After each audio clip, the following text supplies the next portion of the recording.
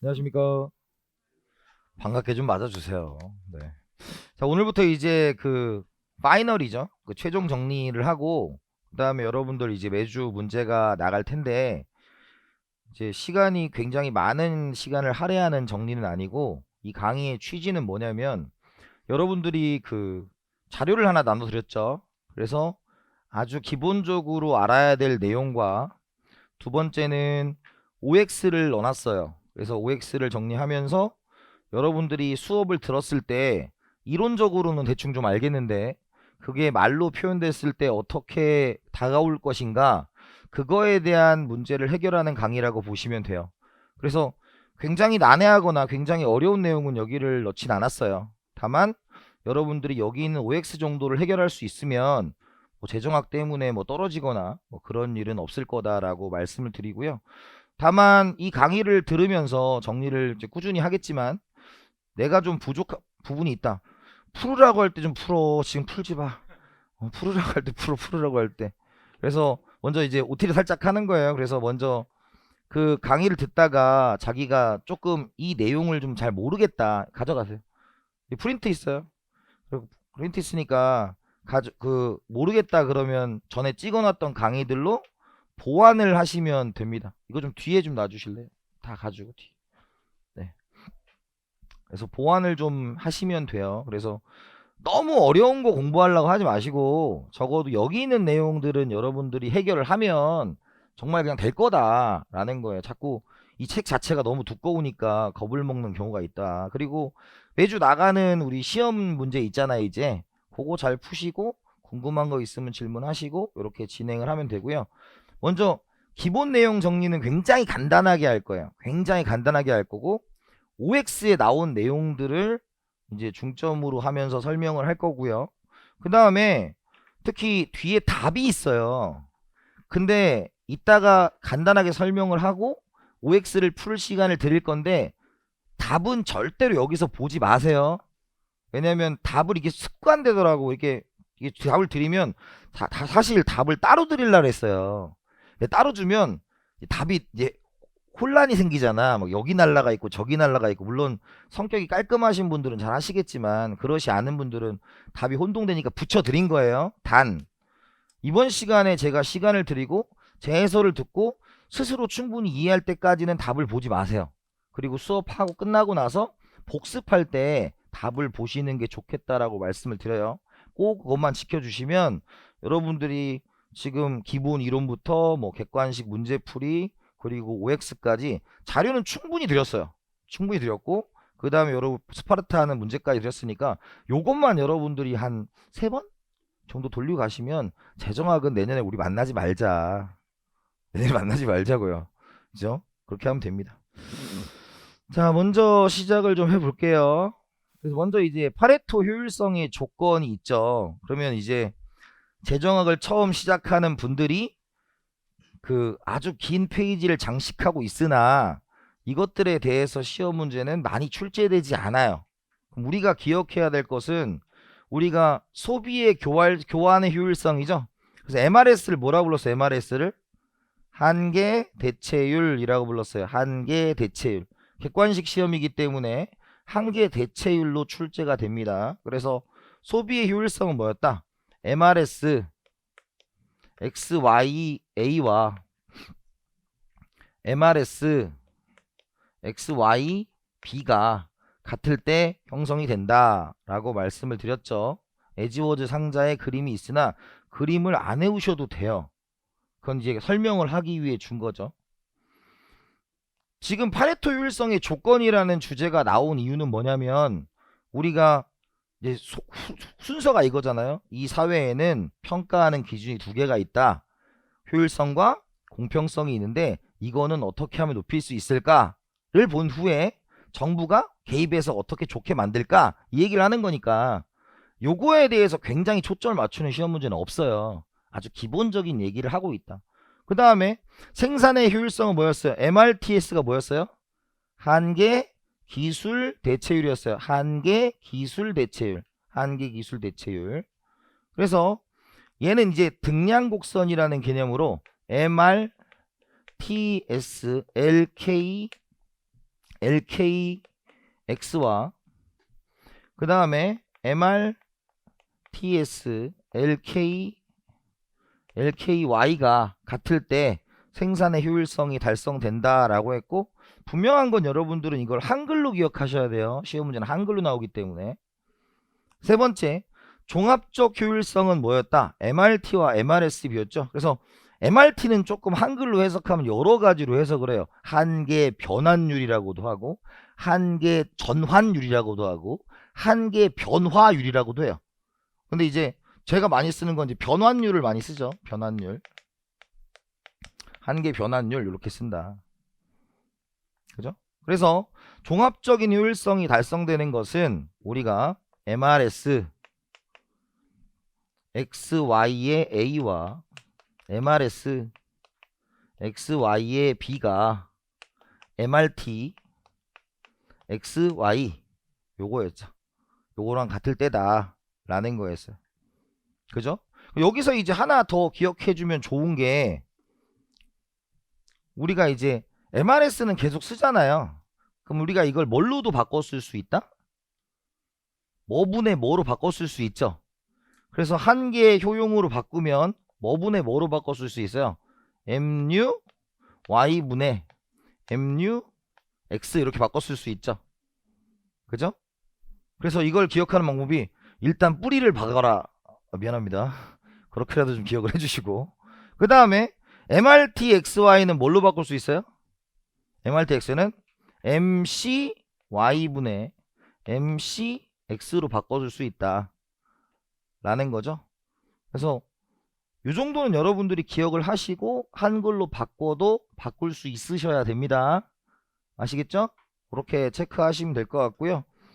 그러면 이제 바로 OX를 갈 건데, OX는 시간을 좀 드릴 거예요. 쫙 풀어보세요. 그리고 답은 절대로 보지 마시고 시작하십시오. 딱 주제 1번에 해당하는 것만 하시면 돼요. 1번 볼게요. 파레토 효율성이 달성된 자원 배분이 사회적으로 바람직한 상태는 아니다 이렇게 돼 있어요.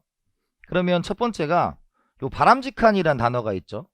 바람직한이라는 것은 두 가지 조건이 모두 선정이 되어 있어야 된다. 어떤 선정? 효율성이랑 그 다음에 이제 공평성이 모두 반영이 되어 있어야 돼요. 바람직하다는 것은. 근데 파레토 효율성은 효율성에 대한 이야기를 할 뿐 공평성에 대한 이야기는 하고 있지 않아요. 그러니까 얘는 O야 X야.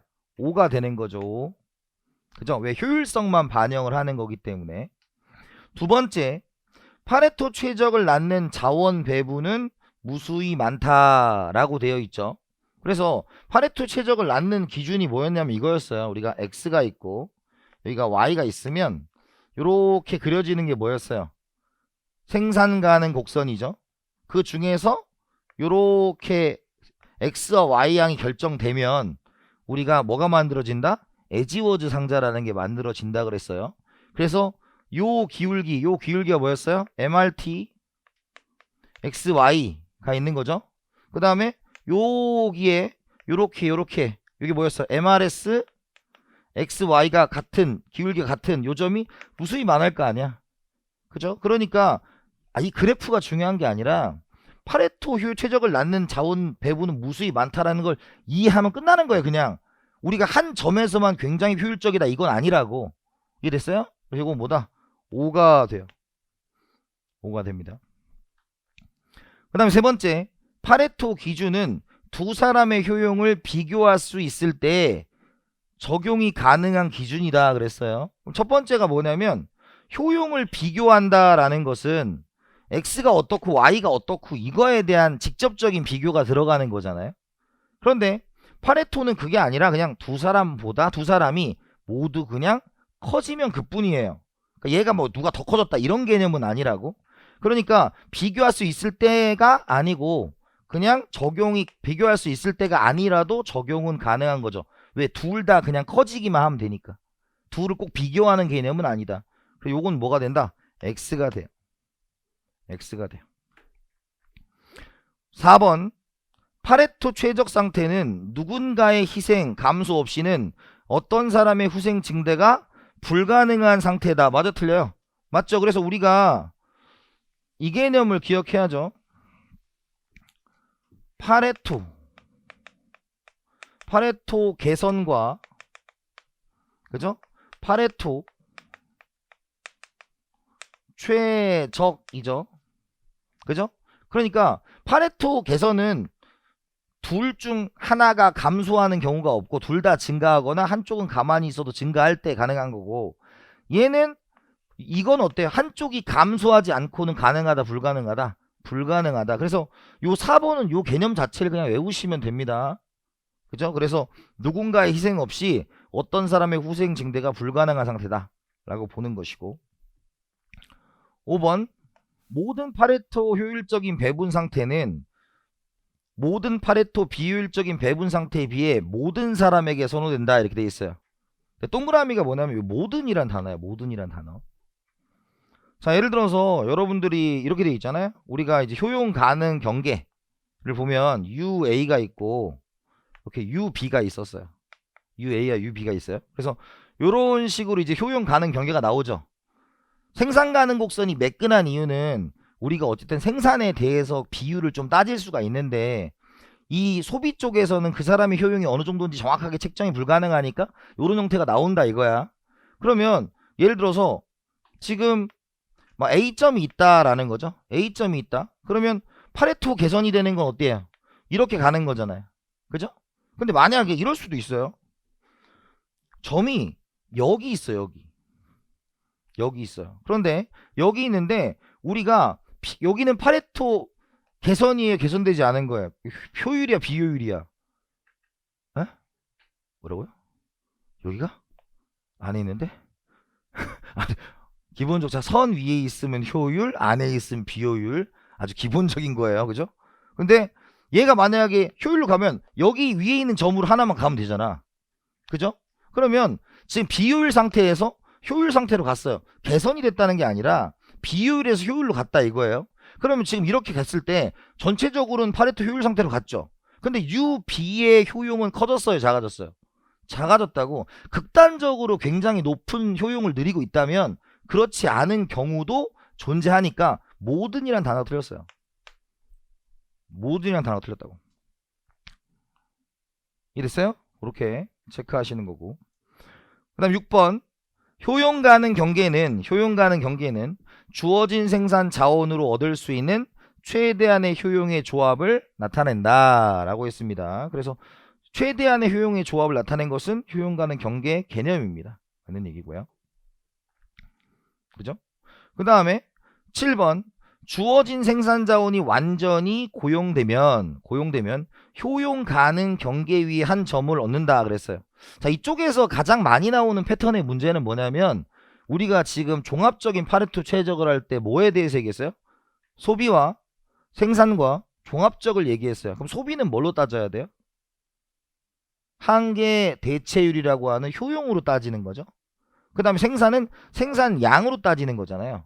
그런데 여기는 이제 그 말을 혼동해서 써서 오답을 만드는 거죠. 예를 들어서 지금 생산 자원이 고용되면 생산 측면이에요, 소비 측면이에요? 생산 측면이죠. 근데 효용은 소비예요, 생산이에요? 소비죠. 그러니까 이거는 매칭이 안 되는 거라고. 그러니까 이게 가장 간단하게 여러분들한테 이 파트에서 낼 수 있는 오답의 유형이에요.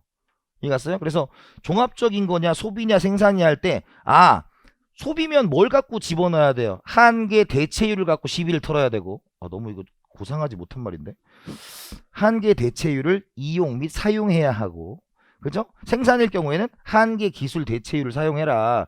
그 매칭을 좀 시켜야 돼요. 소비냐 생산이냐 매칭을 좀 시키셔야 됩니다. 그래서 이거는 X가 돼요. 그 다음에 8번 한계 대체율과 한계 기술 대체율이 일치할 때 종합적인 파레토 효율성이 달성된다. 가장 기본적으로 나오는 멘트야 이게. 가장 기본적으로 나오는 멘트라고요.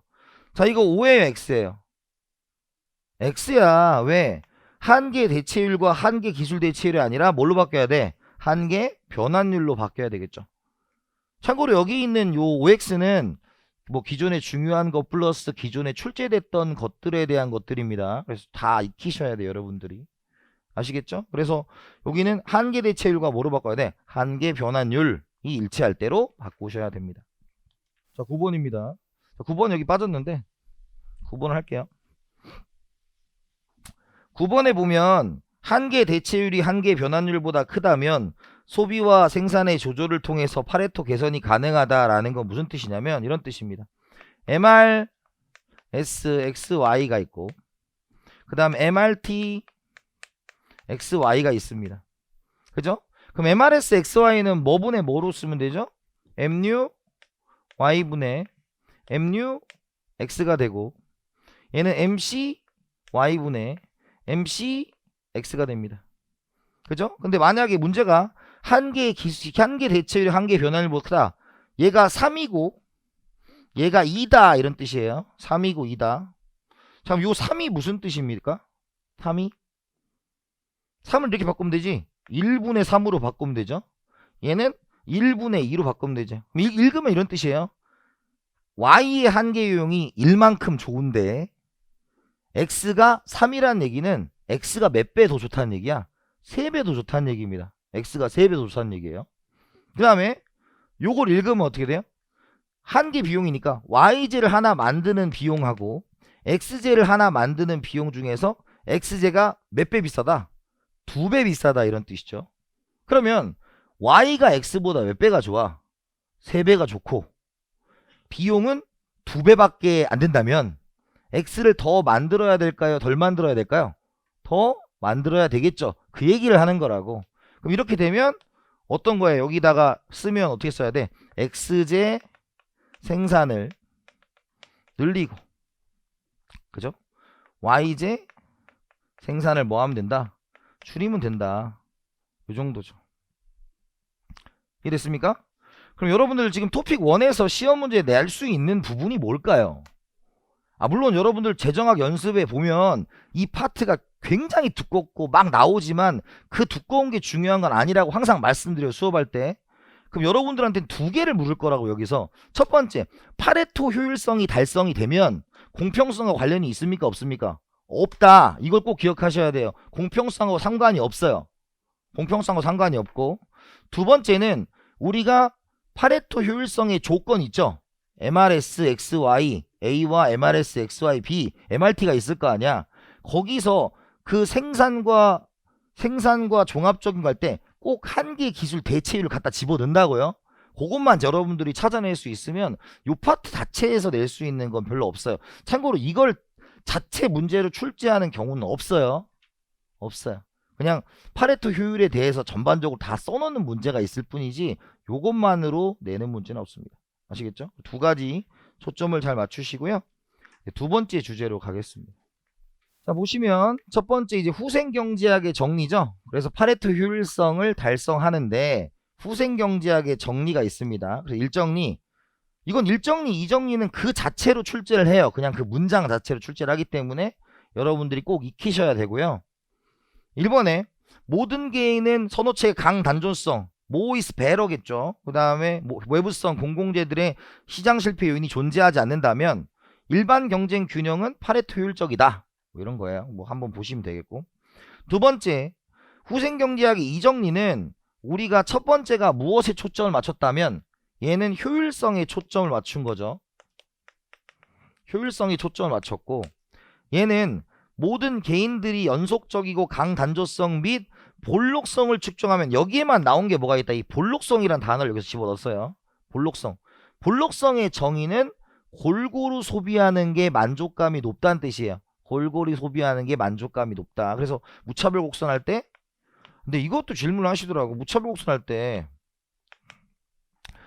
이렇게 있으면 이런 거죠. 자, 이렇게 되잖아. 그러면 무차별 곡선 이렇게 있으면 지금 A점이 있고 B점이 있고 C점이 있죠. 그죠? 그럼 이게 볼록한 거잖아. 원점에서 봤을 때 볼록한 거잖아요. 근데 이게 무슨 뜻이냐면 지금 얘나 동일한 만족감을 주는데 지금 B점은 이만큼의 돈이 필요 없다는 얘기죠. 더 적은 돈으로 만족감을 더 추구할 수 있다는 뜻이에요. 그래서 골고루 소비하는 게 좋다라는 것이 볼록성이라는 뜻입니다. 볼록성. 그래서 초기 부존 자원의 적절한 재분배를 통해 그죠? 파레토 효율적인 자원 배분을 일반 경쟁 균형을 통해 달성할 수 있다는데, 여기는 뭐 이 내용도 중요하겠지만 얘는 우리가 공평성에 대한 얘기를 하고 있다 라는 겁니다. 공평성에 대한 이야기를 하고 있다. 이 두 가지를 1정리, 2정리를 통해서 구분을 좀 하셔야 됩니다. 자, 그러면 시작하세요. 볼게요. 먼저 이제 조사가 좀 이상하게 쓰였는데, 파레토 효율 상태 그리고 완전 경쟁인데, 1정리가 뭐였어요? 완전 경쟁이면 몇 가지 조건, 뭐 외부 효과 이런 게 없다면 파레토 효율성을 달성된다 이렇게 얘기한 거죠. 그럼 여러분들이 기억해야 되는 게 요걸 기억해야죠. 완전 경쟁 시장이 있을 거 아니야. 경쟁 시장. 그 완전 경쟁 시장에서 꼭 기억해야 될 조건이 뭐였냐면 P는 MC였어요. P는 MC. P는 MC였습니다. P는 MC. 요 조건을 기억하시고, 이 완전 경쟁 시장에서 파레토 효율이 달성되는 이유는 X가 만나는 가격과 Y가 만나는 가격이 동일하기 때문에 그런 거예요. 그래서 뭐 MRS로만 얘기하면 MRS XY는 PY분의 PX라고도 할 수 있잖아요. 근데 이게 같으니까 그냥 같다라고 그냥 기억하시는데, 이 과정은 실제 출제하진 않아요. 그러니까 여러분들이 뭐 이해를 하거나 기본 강의 때는 다 보셨겠지만, 그래서 완전 경쟁 시장에서는 얘를 기억하시는 게 제일 중요합니다. 얘를 기억하시는 게 제일 중요한 얘기고, 요거는 여러분들 계속적으로 나오게 되는 겁니다. 그러면 첫 번째가 파레토 효율 상태에서 평균 수익과 한계 비용이 일치한다라고 했는데, 지금 11번은 이해가 됐어요. 그죠? 11번은 완전 경쟁 시장에서 시장 가격이 한계 비용과 일치한다는 건 당연히 맞겠죠. 그죠? 그런데 평균 수입이 뭡니까? 평균 수입이 총 수입을 우리가 수량으로 나눈 것이 평균 수입입니다. 총 수입을 수량으로 나눈 게 평균 수입이에요. 그런데 총 수입은 뭡니까? P 곱하기 Q가 총 수입이 되죠. 그죠? 근데 또 수량으로 나누면 이렇게 약분이 되죠. 그럼 결론적으로 평균 수입은 뭐와 똑같아지는 거야? P랑 똑같아지는 거예요. 그러니까 10번하고 11번은 똑같은 문장입니다. 똑같은 문장이에요. 그래서 둘 다 뭐가 된다? 5가 된다라는 거죠. 둘 다 5가 된다라는 겁니다. 그 다음에 12번을 보면, 12번은 여러분들이 우리가 시장 비용과 평균 비용이죠. 자, 요거는 여러분들이 기억해야 되는 게, 뭐 앞서 가보면 우리가 이제 맨 뒤에 가면 뭐가 있었어요? 공공요금의 가격 설정이 있었죠. 그래서 공공요금의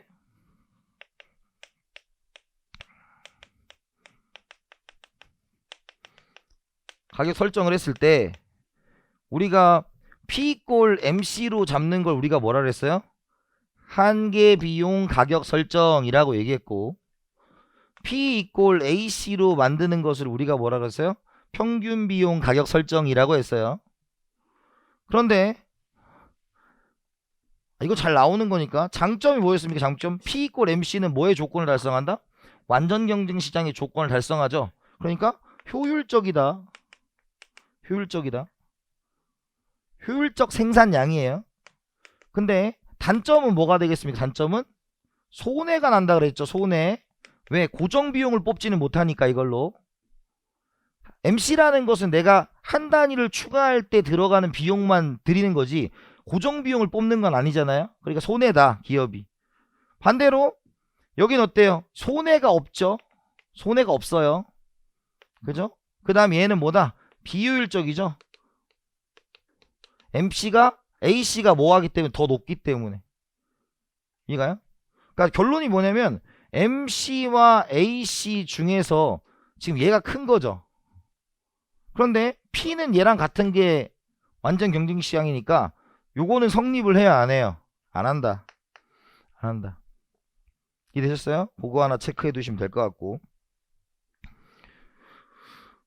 13번 완전 경쟁 시장에서 달성된 균형 가격은 파레토 효율성을 달성한다 라고 해서, 그냥 여러분들 쉽게 생각하세요. 완전 경쟁이면 달성한다. 그냥 단순하게 달성한다. 물론 이제 좀 조건이 필요하긴 하지만 뭐 조건에 대해서 딱히 언급하지 않으면 달성한다. 그 다음에 14번이에요 14번 같은 문제가 아주 쉬우면서도 자주 출제되는 거죠. 14번 같은 문제가 자주 출제가 되는 거죠. 아까 후생경제학의 일정리는 뭐였다? 뭐가 존재하지 않으면, 외부성이 존재하지 않으면 이라고 적어줬죠. 그러니까 존재하더라는 말이 틀렸죠. 그럼 15번, 모든 사람들의 한계 대체율이 같을 때 소비 및 생산의 파레토 최적이 달성된다. 말 틀려요. 이제 이건 골라내야지. 한계 대체율만 얘기하면 돼, 안 돼? 안 되고 MRT에 대한 언급도 있어야 된다고요. 그렇죠? 한계 대체율과 한계 변환율이 같을 때 라고 인지를 하셔야 됩니다. 아시겠죠? 자, 그 다음에 요거 X가 되겠고요. 16번입니다. 파레토 효율성과 관련된 후생경제학의 일정리와 이정리에 있어서 소비체계에 대한 기본 가정은 동일하지 않다. 맞아요, 틀려요? 동일해요, 동일하지 않아요? 동일하지 않죠. 아까 뭐라 그랬습니까? 이정리에는 뭐가 들어가 있다? 볼록성이라는 게 들어가 있다 그래서 일정리는 없었잖아요. 그 가정이 똑같지는 않다 라고 얘기하는 겁니다. 그죠? 뭐 17번, 후생경제학의 이정리는 초기 부존자원을 적절하게 재분배함으로써 효율성은 저해하지만 공평성을 추구할 수 있다는 것을 보여준다. 요것도 되게 잘 나오죠. 참고로 여러분 보세요. 지금 이 세트가 뭐냐면 우리가 파레토 효율성하고 후생경제학은 같은 세트야. 같은 세트야. 그러면 여기서는 공평성에 대한 언급이 있을까요, 없을까요? 거의 없다가 딱 한 번 언급하는 거야. 언제? 이정리에서. 그럼 여기에 초점은 뭐냐면 우리가 어떻게 효율성을 유지하고 있을까, 그리고 그 유지한 상태에서 어떻게 바꿀까, 요게 포인트가 되는 거죠. 그러니까 지금 여기 같은 경우는 후생경제학 이정리가 효율성을 저해한다는 게 맞아요, 틀려요? 틀렸다. 효율성 저해 없이 초기 부존 자원을 누가? 정부가 재분배한다면 어떻게 된다? 공평성을 더 높일 수 있다 입니다. 이해됐습니까? 자, 그 다음에 18번입니다. 보이지 않는 손의 원리에 배치되는 얘가 죄수들의 딜레마다 라는 거죠. 우리가 보이지 않는 손이 뭐예요? 에? 시장 가격이죠. 시장 가격. 근데 죄수들의 딜레마는 뭐예요? 그냥 죄수야? 오늘 죄수를 만나러 가는 거야 이제? 갑자기? 죄수들의 딜레마가 뭐냐면 게임 이론이죠. 게임 이론. 그러니까 게임 이론은 우리가 뭐 이렇게 표현하는 거잖아요. 여러분들한테 게임 이론 나와요, 안 나와요? 언제 나와요? 자, 이제 여러분들이 재정학이 완성될 때쯤 뭐냐면 언제 나와요? 그러면 앞에 뒤에 이 정도는 알아면 돼. 뭐 갑자기 뭐 여러분 단원까지, 여러분 어차피 지금 우리 회계 원리 열심히 해야 되잖아. 회계, 그죠? 우리 돈이 열심히 하셔야 되잖아. 근데 재정학은 뭐 스트레스 받는 게 아니라 앞에 게 나와요, 뒤에 게 나와요? 앞에 나오죠. 앞에 그 투표 거래할 때 막 이렇게 나오는 거예요, 그때. 그러면 그때 우리가 했던 게 뭐냐면 우리가 죄수들의 딜레마는 최악의 상황에 대해서, 즉 파레토 효율이 달성되지 않는 경우에 예시를 든 거라고.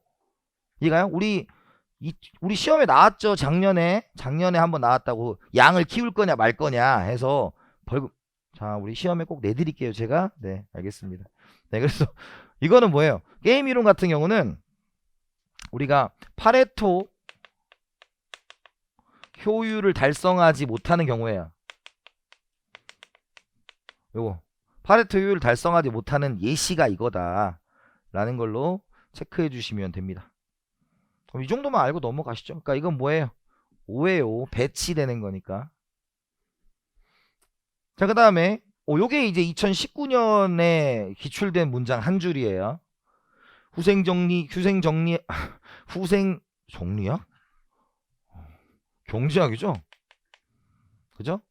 후생경제학의 이정리에서는 시장이 완전 경쟁이라면 자원은 효율적으로 배분됨을 보여주는데 이는 보이지 않는 손이 달성됨을 보여준다. 맞아, 틀려? 왜 틀려? 틀렸어. 이건 일정리야. 그러니까 여기서 이제 문제를 내는 패턴이 보이셔야 돼요. 일정리와 이정리에서 가장 기본적인 건 외부성이 있느냐, 볼록성을 언급하냐 이런 것도 물론 중요하지만 일정리와 이정리가 가지고 있는 의미를 뒤바꿔서 내기도 한다고요. 그러니까 일정리는 무엇을 달성하는 거다?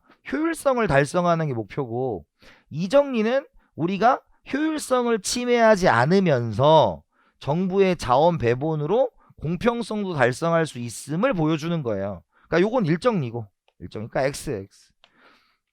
이해되세요? 그러니까 이 문장이 틀린 게 아니라 얘를 뭘로만 바꾸면 일정리로만 바꾸면 맞는 거예요. 그죠? 근데 이정리라서 틀린 거라고. 이랬어요? 그래서 여러분들 여기 보세요. 후생경제학의 일정리, 이정리는 여러분들이 거기 있는 문장을 다 달달달 외우기보다는 일정리와 이정리가 가지고 있는 기본적인 가정 두 가지 뭐가 있었어요? 볼록성에 대한 이야기와 외부성에 대한 이야기를 좀 초점을 두시고, 일정리는 효율성, 이정리는 공평성, 여기 초점을 맞춘다 정도로 구분만 하시면 돼요. 자, 그 다음에 이제 세 번째 주제로 가봅시다. 좀 타이트한가요?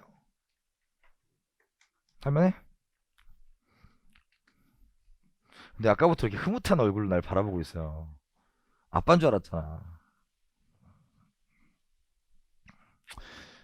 자, 사회후생함수입니다. 사회후생함수. 그래서 이제 우리가 공리주의, 벤담, 공리주의, 벤담 똑같은 말이죠. 벤담, 롤스, 평등주의인데 유의사항이 하나 있죠. 공리주의에서 여기에는 공리주의가 벤담이잖아요. 근데 공리주의 사회후생함수 배웠어요?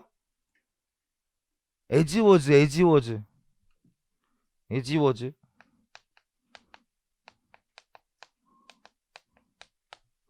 에지워즈. 그 다음에 또 누구 있었어요? 그 밑에 조그맣게 있던 애 있잖아. 러너. 그죠? 그래서 에지워즈는 뒤에 가서 하겠지만 말로만 설명을 하면 에지워즈는 뭐였어요? 모든 사람의 소득의 한계 효용이 동일하다고 가정하면 완전 평등한 게 좋다라고 얘기한 게 러너였고, 아니 에지워즈였고, 러너는 뭐였습니까? 동일한 한계용의 함수를 가질 확률이 더 같다면, 높다면 이렇게 바꾼 거예요. 동등 확률 얘기를 한 거죠. 그래서 얘네들은 소득 분배가 좋으면 좋다고 얘기한 거야. 근데 얘는 뭐예요? 그냥 합이 크면 그뿐이다 라고 얘기한 거예요. 여기는 그러니까 여기로 가시는 게 아니라고. 이건 얘는 아시겠죠? 그냥 공리주의 벤담은 거기 써놨죠. SW가 뭡니까? 소셜 웰페어잖아요. 그래서 사회적 후생은 UA 더하기 UB가 같다 라고 얘기한 거죠. 합한 거다. 그래서 기본적으로 간단하게 얘기하면 A라는 사람, B라는 사람, C라는 사람이 있으면, 그죠? 그리고 사회 1, 사회 2가 있으면 얘가 500, 300, 100이 있고, 사회 2가 400, 300, 150이 있다면 우리가 걔를 좀 따져보자 이거죠. 걔를 따져보자. 요거 더하면 얼마예요? 더하기도 제가 해드려야 돼요. 파이팅 하시고. 얼마예요? 얼마? 900. 여기 얼마예요? 850이죠. 그러면 우리 공리주의가 원하는 사회는 어떤 사회다? 요 사회가 좋은 사회다 라고 얘기하는 거죠. 요 사회가 좋은 사회다 라고 얘기하는 겁니다. 두 번째, 롤스는 우리가 이렇게 얘기했죠. 소셜 웰페어는 어떻게 있다? 미니멈 UA, UB 이렇게 표현하는 거죠. 그죠? 그래서 얘는 뭐예요? 작은 수에 의해서 결정된다 라는 거죠. 작은 수에 의해서 결정된다. 그럼 여기서는 이제 작은 수에 의해서 결정되려면 누구에 의해서 결정이 돼야 돼요? C에 의해서 결정이 돼야 되죠. C에 의해서. 그래서 얘가 있고 얘가 있는데 둘 중에 누가 크다? 얘가 크다 라고 얘기하는 거죠. 얘가 크다. 여기서 유의사항이 하나 있어요. 여러분 문제 풀다 보면 롤스는 가난한 사람에 의해서 결정되니까 롤스는 평등을 주장한 사람이에요? 롤스는 자본주의자입니다. 여러분들 자본주의자야. 다만 가난한 사람이 조금 더 가지는 세상이 어떠냐 요걸 표현한 사람입니다. 아시겠죠? 자본주의라는 사실을 잊으시면 안 돼요. 나머지 이제 것들은 이제 정리하면서 보도록 하고, 평등주의는 어떻게 하는 겁니까? 평등주의는 우리가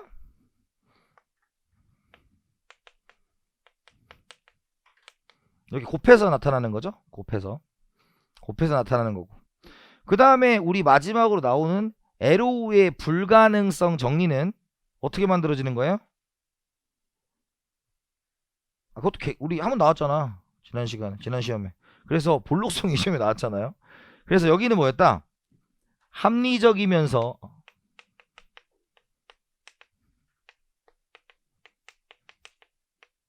민주적일 수는 없는 거죠. 민주적일 수는 없다. 합리적이면서 민주적일 수는 없다에 대한 이야기를 우리가 이제 OX를 하시면서 저하고 정리를 해보시면 되겠죠. 자, 그러면 OX 시작합니다. 자, 26번까지 끊어갈게요. 먼저. 자, 1번, 20번. 사회후생함수는 그 사회가 어떠한 가치 기준을 선택할 것인가에 대한 해답을 제공해 준다 였죠. 그래서 예를 들어서 우리가 UA와 UB가 있고 효용 가는 곡선이 이렇게 만들어졌는데 공리주의라면 어떻게 가야 되겠어요? 직선의 형태로 가야 되겠죠. 그 다음에 우리가 만약에 레온티에프라면 어떻게 가야 돼? 뭐 이렇게 L자 형태로 가야 되겠죠. 그리고 평등함수라면 이렇게 가는 거겠죠. 그래서 어떤 점을 선택할 것이냐를 결정하는 거죠. 즉 우리가 앞에서 효율성을 배운 건 효율적인 상태에서 이제 베이스를 깔고 어떤 점을 결정할 것이냐는 답을 하는 게 뭐다? 우리가 사회후생함수라는 거죠. 그러면 20번에 사회후생함수는 그 사회가 어떤 가치 기준을 선택할 것이냐 해답을 제공해 주는 것이 아니라 그 구성원이 선택을 해야 되는 상황인 거죠. 그 구성원이 선택을 해야 되는 상황이죠. 예를 들어서 우리나라에서 여러분들한테 묻는 거지. 우리가 가난한 사람 막 돈 주고 하는 세상 만들 거냐? 내가 번 돈 냈고 남의 돈 세금 걷지 말자. 이렇게 할 수도 있잖아요. 각자가 어떤 걸 선택하느냐에 다른 거죠. 그죠? 우리나라는 어때요? 세금은 조금 내고 혜택은 많이 이렇게 하고 싶은 거죠. 자, 두 번째, 사회후생함수는 개인들의 효용을 측정할 수 있다고 가정한다. 맞아요, 틀려요? 측정할 수 없으면 이걸 할 수가 없어요. 측정이 가능하니까 어느 게 더 좋다 나쁘다라는 걸 얘기할 수가 있죠. 측정할 수 있다고 가정을 합니다.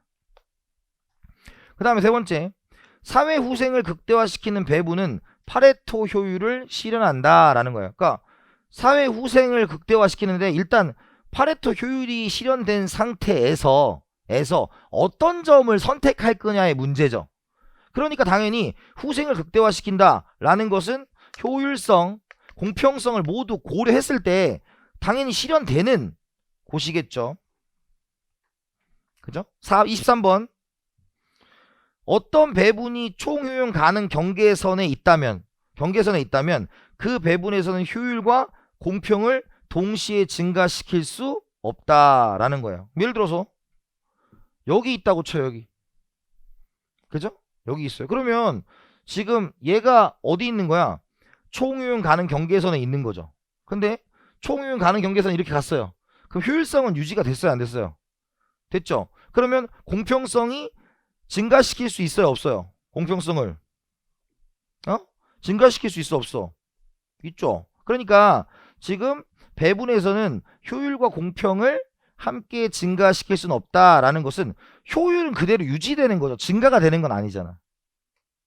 이해했어요? 그래서 우리가 증가시킬 수 없다라는 게 5가 된다고. 왜? 효율은 그대로 효율이니까 효율을 더 증가시키거나 효율을 더 높일 수는 없잖아요. 효율이 멈춰 있으니까. 무슨 말인지 돼요? 어떻게 좀 바꿀 수는 있어요. 배분 상태를 바꿀 수 있는데 효율적인 상태에서 더 효율적으로 간다? 그게 불가능하다라는 얘기죠. 이랬어요? 그래서 얘가 뭐다? 5가 된다 라는 겁니다. 자, 그 다음에 24번으로 가시면, 자, 여기서 이제 제일 많이 나오는 멘트가 이런 멘트예요. 예를 들어서 무차별 곡선의 기울기가 1이다 라는 건 무슨 뜻이에요? 이건 공리주의란 뜻이죠. 공리주의. 왜? x가 가지든 y가 가지든 한만 커지면 되는 거니까 누가 가지든 한계 유형 변함이 있어요? 없어요? 없어야 되니까. 이해됐어요? 그러니까 무슨 뜻이냐면 이런 뜻이에요. 그래서 UA가 있고 UB가 있는데 여기가 만약에 뭐 200이고 얘가 200이다 이거예요. 그러면 여기가 무차별곡선의 길이가 1이잖아. 그러면 A나 B나 지금 총 만족감은 얼마예요? 아니 UA랑 UB를 더했을 때 이게 이렇게 되는 게 뭐였어? 공리주의인데 지금 A점은 누구만 가진 거야?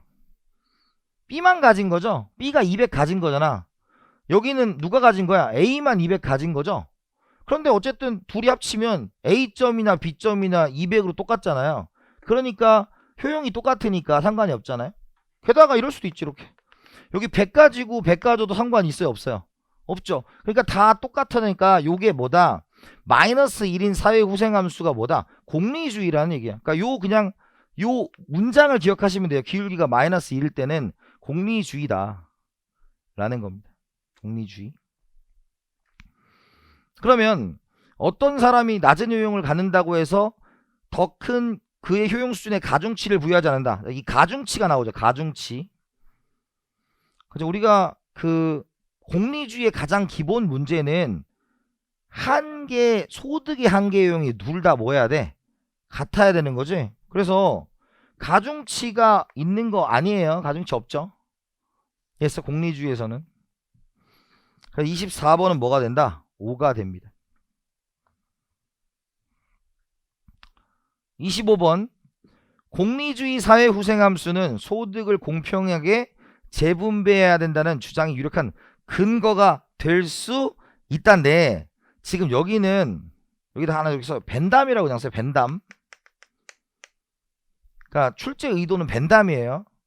벤담은 공평함과 관련이 있어요 없어요? 없다. 근데 누구 쪽으로 가야 이게 관련이 있다? 에지워즈는 가야 관련이 있는 거니까 출제 의도는 여기를 이제 뭐로 놨다? X로 놓은 거예요.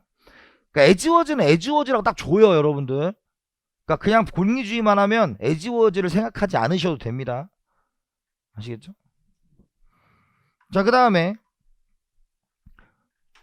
거기 보면 이제 공리주의적 사회 후생함수는 모든 사회 구성원들의 총합으로 구성되며 해서 여기 있죠. W1, W2 이게 이제 뭐 요 문장이 뭐예요?